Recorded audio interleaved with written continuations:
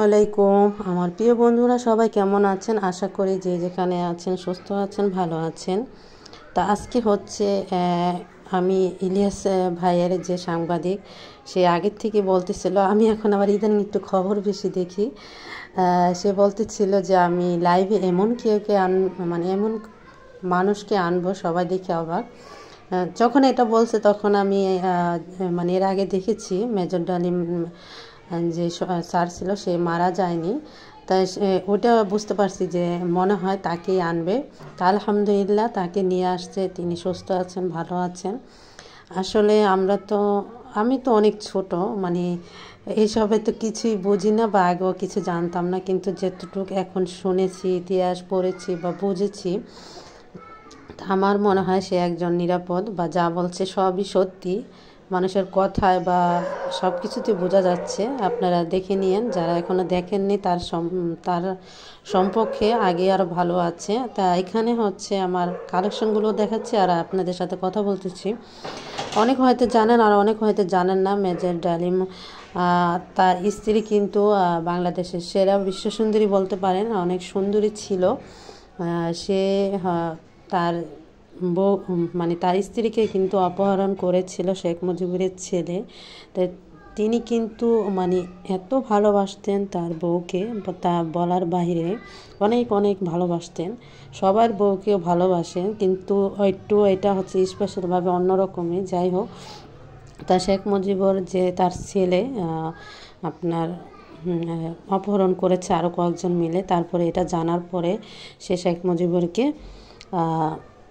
জানানোর পরে সে বলল যে ছোট মানুষ দুষ্টামি করছে, এটা স্বাভাবিকভাবে নাও। তো এটা শুনে তার মাথায় খালি ঘুরতো। আর সে শেখ মুজিবুর যতটুকু আমি বুঝতে পারছি যে মুজিবুরকে মারছে, আর সে আর অনেক কথা, সেগুলো আপনারা দেখতে পারবেন ইতিহাসে, বইয়ের মধ্যে সে একটা বইও লিখেছে। তো যাই হোক, সে বলতেছিল, একজনে প্রশ্ন করতেছে আপনি আইন কারণ বলতেছে, অনেক সুন্দরভাবে বললো, আইন কারণ আমরা কেন মানুষের থেকে শুনবো? আমাদের কোরআনে তো আইন কারণ দেওয়া আছে। তা কথাটা কিন্তু খুব ভালো লাগলো। আর জাতীয় পিতা বলল আদম আলাইহিস সালাম, আমরা তো সবাই জাতীয় পিতা শেখ মুজিবুরকে বলে।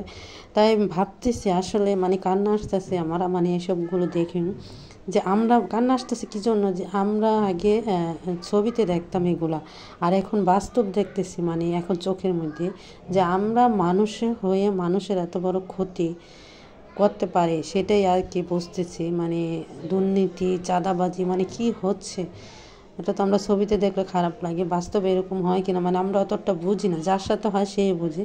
তো সেটাই আর কি, যে আমরা মানুষ হয়ে আসলে মানুষকে সম্মান দিতে জানলাম না। আর মিজানুর রহমান আজহারি, যদি অনেকে বলতেছে জামাত হয়, অসুবিধা কী? সে বাংলাদেশের নাগরিক, সে বাংলাদেশে খারাপ হলে কথা বলবে না? আর সে জামাত হয়ে যদি ভালো কাজ করে করুক, অসুবিধা কী? সেটাই আর কি, অনেকে তাকে খারাপ বলতেছে, তাকে খারাপ বলার কিছুই নেই। আপনারা তো সব দেশেই গিয়েছিলেন, মানে যখন 24-এ যে হলো, তখন কি আমরাও তো ঘরে বসে থাকতে পারিনি, গেছি। তো সে বাংলাদেশ নাগরিক, সে বাংলাদেশকে বাঁচাবে না? আমাদের আল্লাহ বলেছে সবাইকে নিয়ে ভালো থাকতে, আমাদের নবীজি এখনও তো আমাদের জন্য কান্না করে, তাই না? তাই ভালো লাগলে ভিডিওটি লাইক, কমেন্ট, শেয়ার আছে।